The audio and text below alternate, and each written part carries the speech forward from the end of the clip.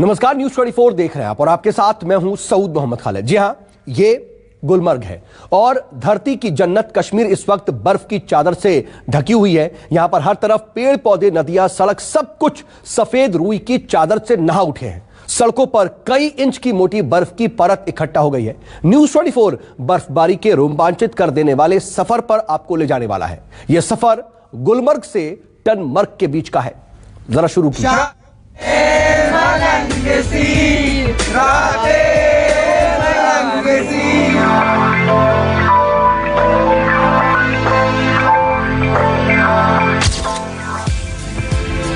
गर फिरदौस बर रूहे ज़मी-अस्त, I love you Kashmir. हमी अस्तो, यानी धरती पर कहीं जन्नत है तो यही है और यही है। पिछले 24 घंटे से धरती की जन्नत बर्फ की सफेद चादर ओढ़कर यकीनन और भी खूबसूरत बन चुकी है। ऐसा लगता है कि वक्त थम जाए और आसमान से गिरती बर्फ की ये मनमोहक तस्वीरें दिल दिमाग में रच बस जाए। इन्हीं खूबसूरत तस्वीरों को न्यूज़ 24 के कैमरे ने कैद किया है। मेरा नाम है आसिफ सुहाफ। मैं आज आपको इसी जन्नत के सफर पर लिए चलूंगा। टंगमर्ग से गुलमर्ग की दूरी करीब 16 किलोमीटर है और 16 किलोमीटर के इस सारे एरिया में 1 इंच भी ऐसी जगह नहीं बची है जहां पर सफेद बर्फ की चादर नजर न आ रही हो। टंगमर्ग से गुलमर्ग तक आने वाले सभी गांव हो या खेत, पहाड़ हो या ये ऊंचे ऊंचे जंगल, हर जगह बर्फ की चादर के नीचे जैसे समाई हुई नजर आ रही है।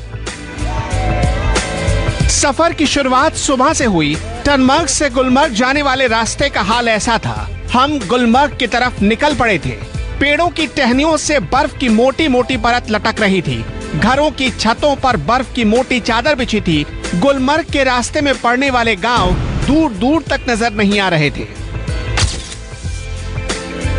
हम लोग मौजूद है गुलमर्ग से पहले आने वाले पर्यटन स्थल टंगमर्ग इलाके में और साल के पहले सप्ताह में हो रही इस बर्फबारी के चलते ठंड काफी ज्यादा हो गई है। कड़कड़ाती ठंड महसूस हो रही है इस जगह पे और यहाँ आप देख रहे हैं कि जो पूरा टंगमर्ग का गांव है वो किस प्रकार से बर्फबारी में डूबा हुआ नजर आ रहा है। छतों के ऊपर पूरा गांव जो है वो बर्फ की सफेद चादर ओढ़े दिखाई दे रहा है। यहाँ हर जगह पे सफेद बर्फ ही बर्फ नजर आ रही है और काफी बर्फबारी यहाँ पर हो चुकी है। इस इलाके में यहाँ पर देखा जाए तो 1 फुट के करीब बर्फबारी हो गई है और ये बर्फ लगातार अभी भी यहाँ पर हो रही है और इसी के साथ पर्यटक जो है वो लगातार यहाँ पहुंच रहे हैं गुलमर्ग जाने के लिए ताकि इस बर्फबारी का खूब मजा उठा सके। रास्ते में पड़ने वाली सड़कों का हाल भी बुरा था। कई जगहों पर जम्मू कश्मीर पुलिस को बैरिकेड करना पड़ा था। सुदूर इलाकों में नॉर्मल गाड़ियों से जाने की परमिशन नहीं थी। गुलमर्ग से ठीक करीब 15 किलोमीटर पहले हम टंगमर्ग इलाके में पहुंच चुके हैं और यहाँ से आगे जो गुलमर्ग को जाने वाला रास्ता है उस पे काफी ज्यादा बर्फ जमा हो गई है। फिसलन काफी ज्यादा हो गई है जिसके चलते यहाँ से केवल उन्हीं गाड़ियों को आगे जाने की अनुमति दी जा रही है जिन्हें चेन्स लगी हुई है। यहाँ पर जम्मू कश्मीर पुलिस और ट्रैफिक पुलिस नियुक्त किया गया है क्योंकि आगे गाड़ियों के हादसे होने के खतरे को देखते हुए ये सारे कदम उठाए जा रहे हैं। पर्यटक काफी तादाद में गुलमर्ग पहुंच रहे हैं और गुलमर्ग आगे जाने से पहले उन्हें अपनी गाड़ियों को चेंज कर स्पेशल चेन वाली गाड़ियों में सवार किया जाता है और उसके बाद उन्हें आगे गुलमर्ग की ओर जाने की अनुमति दी जा रही है। बर्फबारी काफी ज्यादा लगातार हो रही है। आप देख सकते हैं जो भीषण बर्फबारी है वो यहाँ पर इस समय देखी जा रही है पूरे टंगमर्ग के इलाके में। लेकिन इस बीच पर्यटकों का जमावड़ा लगातार यहाँ पे लगा हुआ है। पर्यटक लगातार यहाँ पहुंच रहे हैं इस बर्फबारी का मजा लेने के लिए। सड़क के किनारे चलते हुए आम दिनों में आपको हरियाली का दीदार होता है। सेब और दूसरे हरे भरे पेड़ नजर आते हैं, लेकिन अब तस्वीर बिल्कुल बदल चुकी है। अब ऐसा लगता है कि आप किसी सफेद घाटी में पहुंच गए जहां घर, पेड़ पौधे सब कुछ सफेद रंग में रंग दिए गए हों। रास्ते में पड़ने वाली सड़कों का हाल भी बुरा था। सड़कों पर पांव रखने भर की जगह ऐसी नहीं जहां बर्फ ना पड़ी हो। इन सड़कों पर नॉर्मल गाड़ियां नहीं चल सकती हैं क्योंकि उनके फंसने का खतरा ज्यादा होता है, इसलिए चेन वाली गाड़ियों का इस्तेमाल किया जाता है। जैसे जैसे हम टंगमर्ग से आगे गुलमर्ग की तरफ जा रहे हैं, बर्फबारी की यहाँ पर तीव्रता और ज्यादा बढ़ती जा रही है। बर्फबारी आप देख सकते हैं इस समय काफी तेजी के साथ हो रही है यहाँ टंगमर्ग से आगे गुलमर्ग की तरफ जाने वाले रास्ते पर, और सब जो है यहाँ पर बर्फ की सफेद चादर लिपटे हुए नजर आ रहा है। जमीन का कोई नामो निशान नहीं दिखाई दे रहा है। बर्फ काफी ज्यादा है और आप देख रहे हैं कि जो छतों से लेकर पेड़ हर जगह पर बर्फ दिखाई दे रही है। और इस बीच जो पर्यटक है, आप देख सकते हैं पर्यटक काफी मजा ले रहे हैं इस बर्फबारी का, एक दूसरे के ऊपर बर्फ मार रहे हैं। पर्यटकों के लिए ये बर्फबारी यहाँ पर एक सौगात की तरह होती है और बर्फ का खूब आनंद लेते यहाँ पर जो पर्यटक है वो नजर आ रहे हैं। लद्दाख का न्यूनतम तापमान पहुंच चुका है -20 degree Celsius, Leh -20 degree Celsius, Rohtang -10 degree Celsius और श्रीनगर का न्यूनतम तापमान पहुंच चुका है -3 डिग्री सेल्सियस। मौसम विभाग ने कश्मीर को 9 जनवरी तक अलर्ट कर दिया है। सुदूर पहाड़ी इलाकों में लोगों को जाने से मना कर दिया गया है। खास तौर पर पर्यटकों को एहतियात बरतने की हिदायत दी जा रही है। कश्मीर घाटी में लगातार हो रही बर्फबारी को देखते हुए यहाँ अब प्रशासन की तरफ से, जम्मू कश्मीर सरकार की तरफ से अलर्ट जारी करते हुए कहा गया है कि जो दूर दराज पहाड़ी इलाके हैं, खासतौर पर जंगल के आसपास इलाके हैं, वहां पर लोग जो है इन इलाकों की तरफ न जाए, घरों से बाहर न आए, क्योंकि इन इलाकों में भारी बर्फबारी के चलते अब बर्फीले तूफानों का भी खतरा हो गया है। यानी जिस प्रकार से बर्फबारी लगातार कल देर शाम से हो रही है और 9 जनवरी तक मौसम विभाग का कहना है कि इसी प्रकार से जम्मू कश्मीर, खासतौर पर कश्मीर घाटी और जम्मू के ऊपरी पहाड़ी इलाकों में ये बर्फबारी जारी रहने वाली है। उसको देखते हुए लोगों को एहतियात बरतने के लिए कहा जा रहा है। बर्फबारी ने एक तरफ स्थानीय लोगों की मुसीबत बढ़ा दी है। बर्फबारी की वजह से लोगों को पानी और बिजली की दिक्कतें आने लगी हैं। लोगों को पावर बैकअप और वाटर बैकअप रखने की हिदायत दी जा रही है, लेकिन दूसरी तरफ सैलानियों को जिस पल का इंतजार था, मानो उन्हें वो मिल गया है। बर्फ की मोटी मोटी चादर पर धमाचौकड़ी मचाते लोगों को मौसम की ठंड भी नहीं रोक पा रही। कश्मीर घाटी में साल 2022 के पहले सप्ताह में ही भीषण बर्फबारी की शुरुआत हो गई है। पूरे कश्मीर घाटी के ऊपरी पहाड़ी इलाकों में भीषण बर्फबारी देखी जा रही है, तो मैदानी इलाकों में भी बर्फबारी हो रही है। लेकिन यहाँ गुलमर्ग के इलाके में बर्फबारी काफी ज्यादा कल देर शाम से ही देखी जा रही है, जिसके चलते ठंड तो काफी ज्यादा बढ़ गई है। लोगों को कुछ दिक्कतों का सामना भी है, लेकिन पर्यटक इस बर्फबारी का खूब मजा लेते दिखाई दे रहे हैं। आप देख रहे हैं पर्यटक यहाँ पर जो है बर्फबारी को एंजॉय करते दिखाई दे रहे हैं। बर्फबारी का ये जो मौसम है, ये पर्यटकों के लिए काफी यहाँ पर सौगात की तरह नजर आता है। जो पर्यटक है, आप देख सकते हैं पर्यटक काफी मजा ले रहे हैं इस बर्फबारी का, एक दूसरे के ऊपर बर्फ मार रहे हैं। पर्यटकों के लिए ये बर्फबारी यहाँ पर एक सौगात की तरह होती है और बर्फ का खूब आनंद लेते यहाँ पर जो पर्यटक है वो नजर आ रहे हैं। सीधा हम कुछ पर्यटकों से ही बात करते हैं। आप बताइए क्या नाम है आपका, कहाँ से आए हैं? मध्य प्रदेश। महेंद्र पाटीदार नाम है मेरा। तो यहाँ पे बहुत अच्छा मौसम हो रहा है और बहुत मजे आ रहे हैं। आप बताइए क्या नाम है आपका? मेरा नाम पारस भावसार है, भोपाल मध्य प्रदेश से आए हैं। आप सब भी यहाँ पर गुलमोहर में आइए, कश्मीर में आइए, बहुत मजा आ रही है। क्या कहना चाहेंगे इस बर्फबारी के बारे में? ठंड लग रही है या मजा ले रहे हैं? तो सर बहुत लग रही है, लेकिन मजा भी उतना ही आ रहा है। सिर्फ एक दिन की बर्फबारी में कश्मीर की सूरत बदल गई है। घाटी में सैलानियों की भीड़ पहुंच रही है। इस बात से बेपरवाह कि कोरोना की तीसरी लहर की आशंका में पूरा देश सहमा हुआ है। आसिफ सुहाग, news 24। I love you Kashmir. तो आपने देखी कि क्या स्थिति है और कैसे लोग खुश नजर आ रहे हैं, लेकिन जम्मू कश्मीर में भारी बर्फबारी के बाद कई सड़कें भी बंद करनी पड़ी हैं और कई लोगों को खासी दिक्कतों का भी सामना करना पड़ा। लेकिन दिल्ली समेत उत्तर भारत में मौसम का डबल अटैक देखने को मिल रहा है। पहाड़ों पर भारी बर्फबारी हो रही है। जम्मू कश्मीर में खतरनाक बर्फीले तूफान का अलर्ट जारी किया गया है, तो वहीं जम्मू कश्मीर में भारी बर्फबारी की वजह से सड़क मार्ग भी पूरी तरह से बंद हो गया है। ये 6 जरा तस्वीरें देखिए और मौसम की मार कैसे पड़ रही है और मौसम का मिजाज जो बदला हुआ उसका असर क्या है वो आप देखिए। बता दें कि प्रशासन लगातार रास्ते को सुचारू रूप से चलाने की कोशिश कर रहा है। जहां जहां पर सड़कें बंद करनी पड़ी हैं, सड़कों से बर्फ हटाने की भी कोशिश लगातार की जा रही है। वहीं पुंछ से एक वीडियो भी सामने आया है जहां पर एक मां और एक बेटी एवलांच की चपेट में आ गए और गांव वालों ने कड़ी मशक्कत के बाद उनका रेस्क्यू किया। अच्छी बात यह रही कि दोनों मां बेटी पूरी तरह से सुरक्षित है। उधर मौसम विभाग ने 2000 मीटर से ऊंचाई वाले इलाकों के लिए अलर्ट जारी किया है। वहीं हिमाचल प्रदेश में भी भारी बारिश और बर्फबारी का दौर जारी है। 9 जनवरी को दोबारा भारी बर्फबारी का येलो अलर्ट जारी किया गया है। इधर दिल्ली एनसीआर में भी पिछले 2 दिनों से लगातार हो रही बारिश ने लोगों को बेहाल कर रखा है। पूरे उत्तर भारत में ठंड का प्रकोप भी बढ़ चुका है।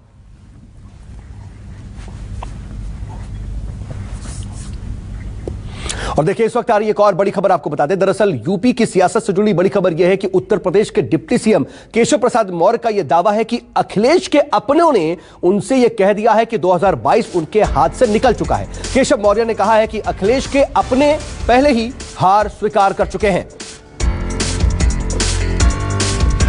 तो एक बात बताइए मुझे कि ऐसी पार्टी में क्या आपने अपने जासूस घुसा रखे हैं जो आपको वहां से खबर मिल रही है कि उन्होंने अभी से ही डिक्लेयर कर दिया कि 2027 की तैयारी करनी है?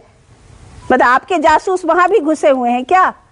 मेरे जासूस नहीं घुसे हुए हैं, लेकिन हर दल में हर व्यक्ति के केवल राजनीतिक दृष्टि से प्रतिद्वंदी तो जरूर होते हैं, लेकिन व्यक्तिगत संबंध भी होते हैं। और जो व्यक्तिगत संबंध वाले हैं वो कई लोग ऐसा बताते हैं कि अखिलेश जी हार मान चुके हैं और वो मानते हैं कि 22 तो हमारे हाथ से निकल गया, अब 27 में देखेंगे।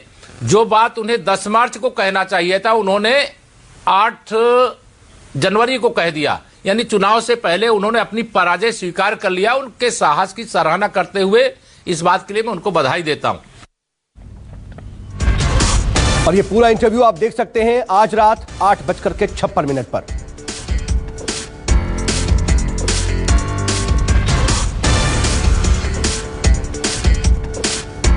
और अब बात कोरोना की। देश में कोरोना की तीसरी लहर चल रही है और यह वायरस लगातार खतरनाक होता जा रहा है।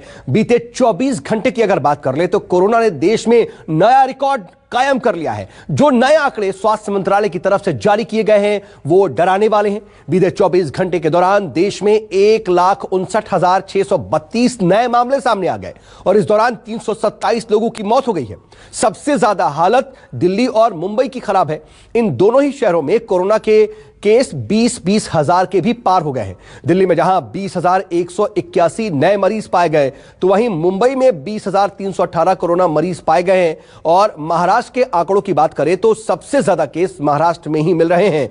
41,434 केस महाराष्ट्र में पाए गए और 13 मरीजों ने इन 24 घंटों में यहां दम तोड़ दिया। पश्चिम बंगाल में भी अचानक कोरोना के केस उछाल में है और पश्चिम बंगाल में 18,802 केस सामने आए हैं। कोरोना वायरस का कहर अब सुप्रीम कोर्ट और संसद भवन तक भी इस दौरान पहुंच गया है। सुप्रीम कोर्ट के 4 जज कोरोना वायरस की चपेट में आ गए। शनिवार को 2 और जज संक्रमित हो गए। वहीं संसद भवन में भी 400 से ज्यादा स्टाफ की कोरोना रिपोर्ट पॉजिटिव आई।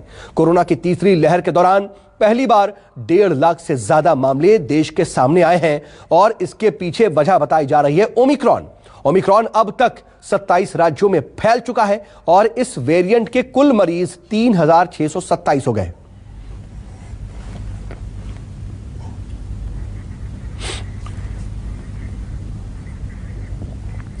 और इन सबके बीच दिल्ली के मुख्यमंत्री अरविंद केजरीवाल कोरोना से उबर चुके हैं। उन्होंने इसकी जानकारी भी दी और आज केजरीवाल ने प्रेस कॉन्फ्रेंस की और आशंका जताई कि राजधानी दिल्ली में आज 22,000 से ज्यादा नए कोरोना के मामले सामने आ चुके हैं। और उन्होंने क्या कुछ कहा वो सुनाते हैं।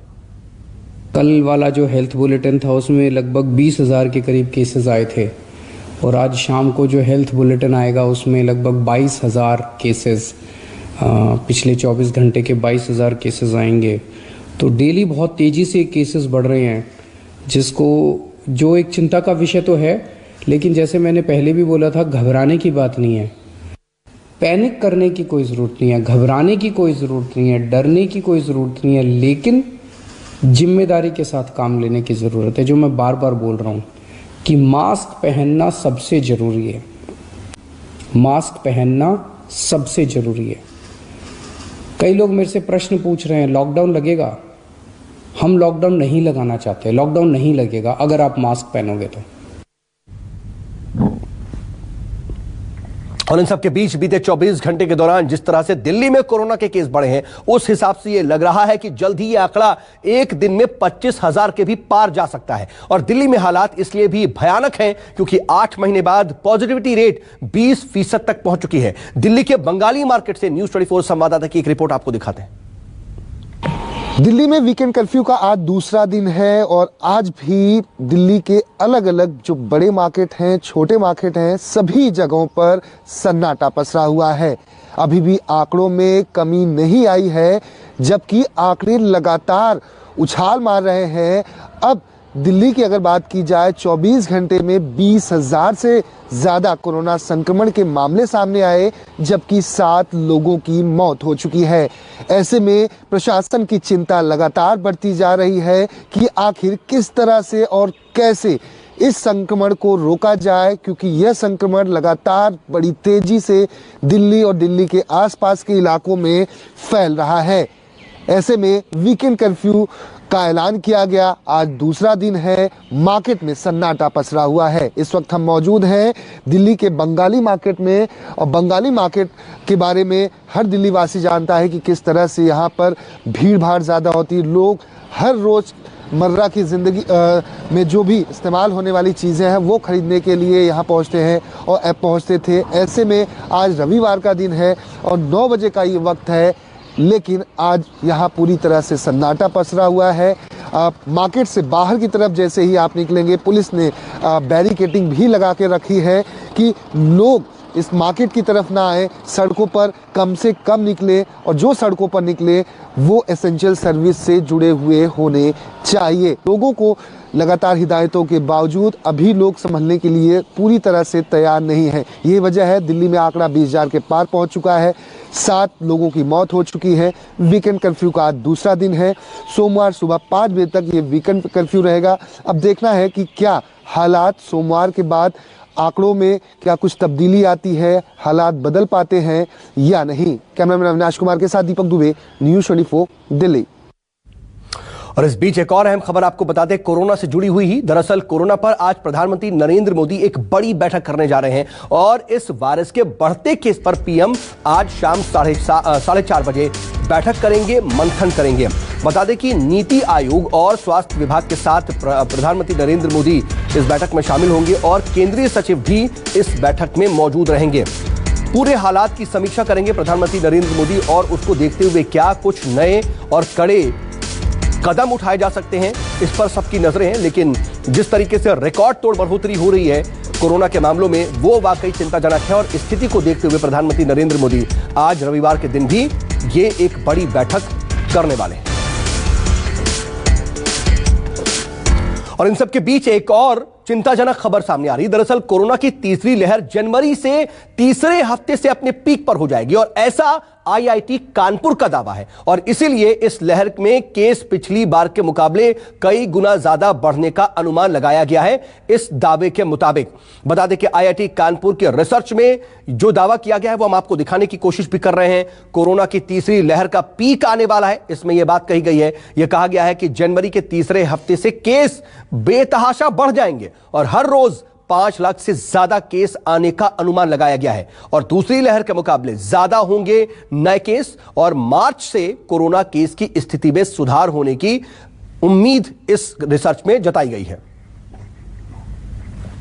और इन सब में अगर महाराष्ट्र की बात कर ले तो महाराष्ट्र में कोरोना के केस बहुत तेजी से पैर पसार रहे हैं। एक बार फिर से पूरे देश में कोरोना का जो एपी सेंटर है वो महाराष्ट्र देखने को मिल रहा है। इस खतरे को देखते हुए महाराष्ट्र सरकार ने नई गाइडलाइन जारी की है, जो कि इस वक्त आप अपने टेलीविजन स्क्रीन पर भी देख रहे हैं।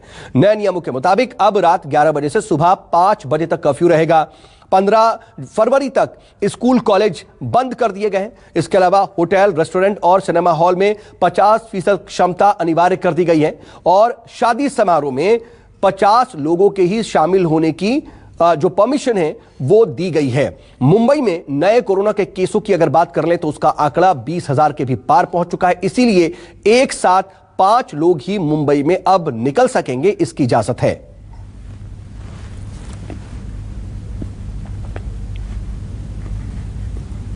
तो महाराष्ट्र में कोरोना की ये नई गाइडलाइंस जारी हुई हैं। लगातार मामले सामने आ रहे हैं और 41,000 से ज्यादा मामले पूरे महाराष्ट्र में सामने आए और 20,000 से ज्यादा मामले कोरोना के अकेले मुंबई से सामने आए हैं। और इसको देखते हुए ये नए गाइडलाइन लागू करनी पड़ी है, क्योंकि इस नई गाइडलाइन के तहत ही अब नियमों को जो सख्त किया गया है उसका पालन कराया जाएगा। और इस बीच देखिए एक और बड़ी खबर आपको बता देते हैं। दरअसल उत्तर प्रदेश के डिप्टी सीएम केशव प्रसाद मौर्य ने यह कहा है कि राम मंदिर निर्माण से विपक्ष की छाती फट रही है। उन्होंने कहा कि अयोध्या के बाद श्री कृष्ण जन्मभूमि का भी विकास होना चाहिए। अयोध्या में भव्य राम मंदिर बन रहा है, काशी विश्वनाथ कॉरिडोर भी बन गया। अब मथुरा पर आप लोगों का ध्यान केंद्रित है, बार बार आप लोग वहां जा रहे हैं, तो क्या ये चुनावी शगुफाई है या सही में मथुरा पर काम शुरू हो रहा है? जब श्री राम लला की जन्मभूमि पर भव्य मंदिर निर्माण का कार्य नहीं प्रारंभ हुआ था, तब तक हमारे सारे विपक्षी मित्र लोग जो है यही कहते थे भारतीय जनता पार्टी श्री राम जन्मभूमि मंदिर निर्माण के मुद्दे को खड़ा करके चुनावी लाभ लेना चाहती है। आज रामलला का भव्य मंदिर बन करके तैयार हो रहा है तो हमारे उन्हीं विपक्षी साथियों की छाती फट रही है।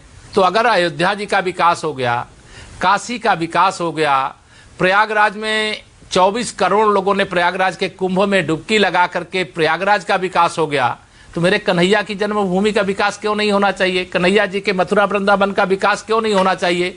उस विकास के बीच में से कोई अगर कुछ और निकालना चाहता है तो ये उसके दिमाग की, उसकी सोच की जो सीमा है उसके हिसाब से वो सोचता है। हम तो यह मानते हैं कि हमारे समस्त तीर्थ स्थलों का विकास होना चाहिए और मेरे कन्हैया की जन्मभूमि का भी विकास होना ही चाहिए। और न्यूज 24 की editor in chief Anuradha Prasad के साथ केशव प्रसाद मौर्य का ये एक्सक्लूसिव इंटरव्यू पूरा आप देख सकते हैं रात 8:56 पर।